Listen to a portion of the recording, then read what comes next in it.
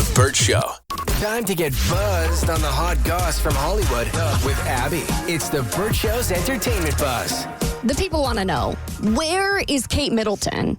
On January 17th, Kensington Palace announced that the Princess of Wales was going to be in London for up to 2 weeks after undergoing a planned abdominal surgery. But it's been over a month and a half since we've seen her, and people are starting to freak out. Somebody named @MrsFVenom on Twitter said, "You're telling me that Kate Middleton, the same woman who posed outside the hospital like a freaking supermodel mere hours after giving birth, suddenly requires months of recovery before showing her face, and the British press now magically respects her privacy? This feels ... sinister." So now people are coming up with all these conspiracy theories like she's in rehab. Some of them are a little bit more funny, like, oh, she's got a bad haircut, or she's recovering from a BBL. Maybe she's running off with Pete Davidson. But we have no idea where she is, other than what Kensington Palace has told us is that she's recovering from this abdominal surgery. So we'll just have to wait for her to finally show her face. I wouldn't want that amount of scrutiny for anything in the world. I don't know why anybody would sign up for any of that. Like the fact that you're dealing with something medical, right? And whatever's going on is going on. And then to have all these like speculation and conspiracy theories. And I mean, I get it. She is the mother of the future king of England. So they're obviously very invested in what's going on. And didn't I read, I think Prince William canceled something recently to be by her side. Yeah, he canceled another public appearance too. So now people are like, if what's going on that's so serious to where, obviously we know what's going on with King Charles with his cancer diagnosis, but for Prince William to need to be with her, it's got to be something really serious. And it wasn't just any public appearance either. It was the funeral of his godfather. Yeah. So it was a very personal appearance. And they noted something else interesting happening is that so William sent out the notice, and you can read into this or not if you want.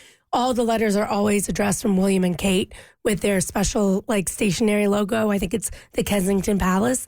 This one went out just from William with just his royal seal, which he hasn't used since before he was married. Okay, here's the real important question. Do you think your voice is going to stay like that forever? I hope not. It's actually difficult to talk. I like it. I bet you do, because it keeps me shut up. Do you think this is, and maybe this is a reach, do you think that this is some kind of cover up for a divorce?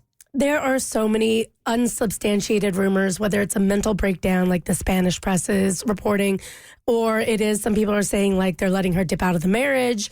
Others are saying he's divorcing her for Rose Hanbury, the woman he allegedly had an affair on her with. I mean, it's all speculation. It probably is just some surgery that she needs recovery from. Personally, I hope she's running off with Pete Davidson. That was my favorite storyline. Or the BBL. Can you imagine Kate Middleton walking around with a BBL? That's hilarious. All right, people also want to know, where is Wendy Williams? That's the name of a new Lifetime documentary that's pretty controversial, but it's gotten so many views. Over the first day it came out, it averaged 1.4 million viewers, which is more than triple the average primetime audience for Lifetime. It's kind of like those Britney Spears documentaries where it's providing, footage of her in her final days on the show and also her getting under financial guardianship. But it feels like a film that we've seen before with the Britney stuff too, which is why I haven't watched it yet, because it feels a little invasive to me, especially with her dementia diagnosis too. I feel like I'm seeing things I shouldn't be seeing. Was that diagnosed, or was that her kid that was just saying, sort of spitting out his theory on, because he said that she has dementia because of her alcohol intake, right? Oh, I had seen reports that she had been diagnosed with it. But okay. I thought she was diagnosed too. She was. Yeah.